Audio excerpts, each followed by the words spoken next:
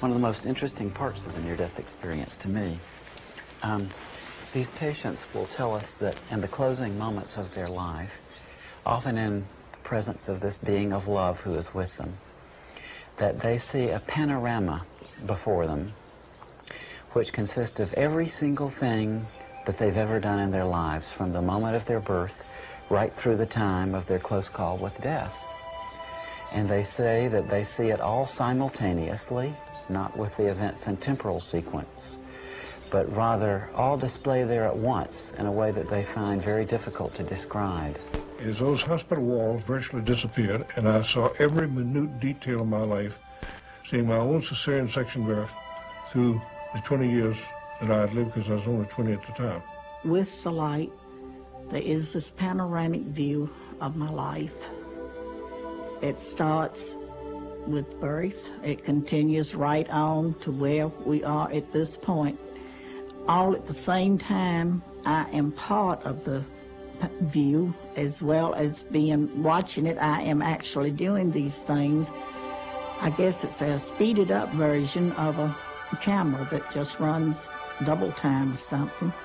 But I actually had the feelings of what was going on as I saw it, and also standing off to the side and being able to look around and look at the different things that went on at different times in my life. I saw all my life, but it's in that dimension which cannot be described. This was holographical view of being inside of your life, and then being as a viewer, participating the play of theater which happening there. But it is you, and you know that you are this.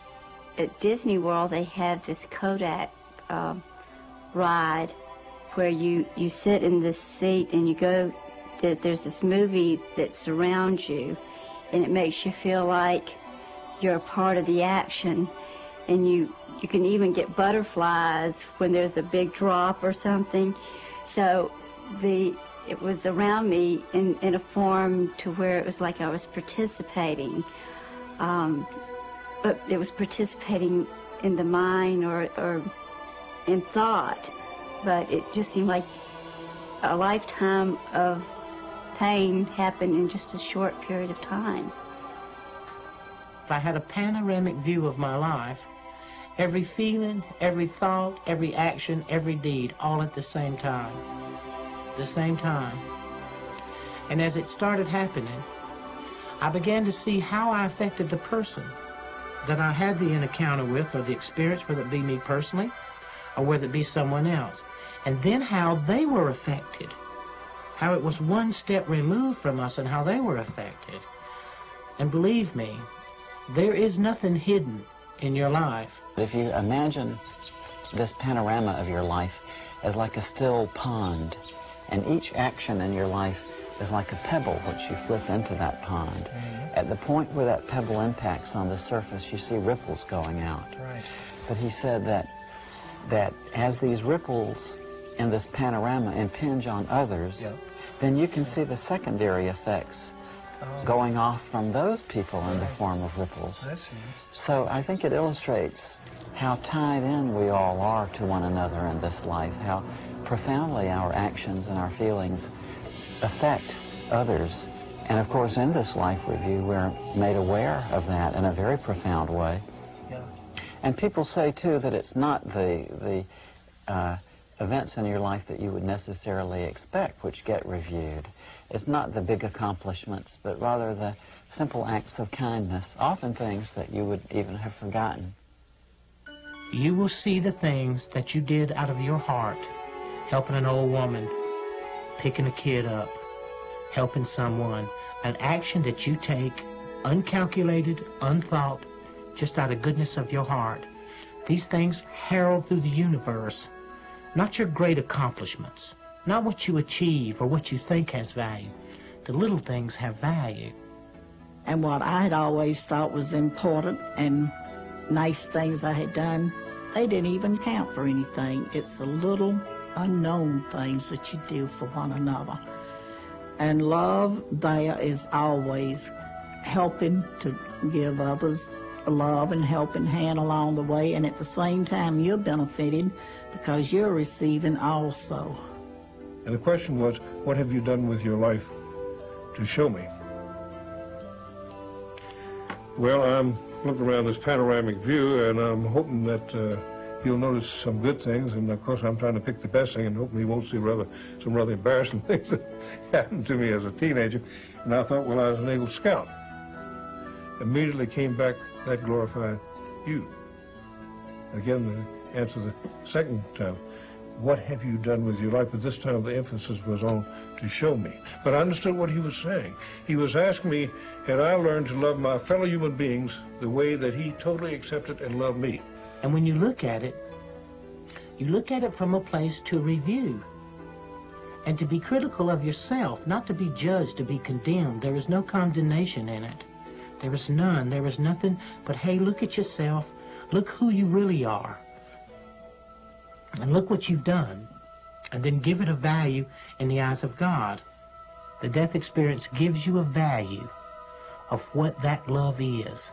That you are so deeply loved and that you yourself so deeply love.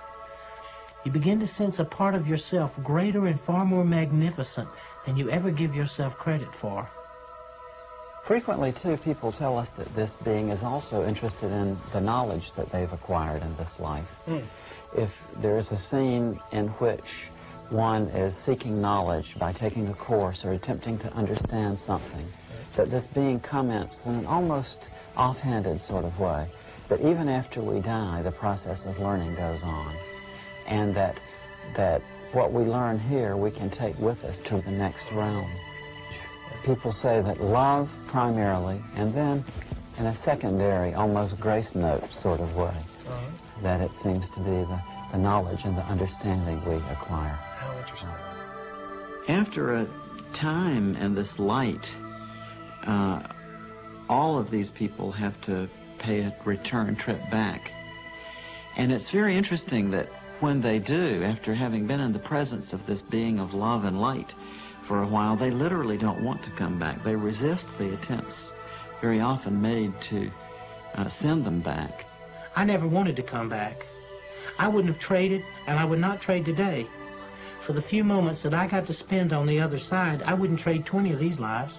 And when I had to come back, I came back dragging, kicking, and scratching, because I didn't want to. And I'm told them, are you ready to go back? No, I want to go on to the City of Light. No, don't you want to go back? And I could hear my daughter and look back and see her and my husband. They were saying, bye, don't go, come back to us. Mama, I need you. Mom, come back. And they asked me again, are you ready to go? I said, no, but it seems that my daughter needs me, so I must go back.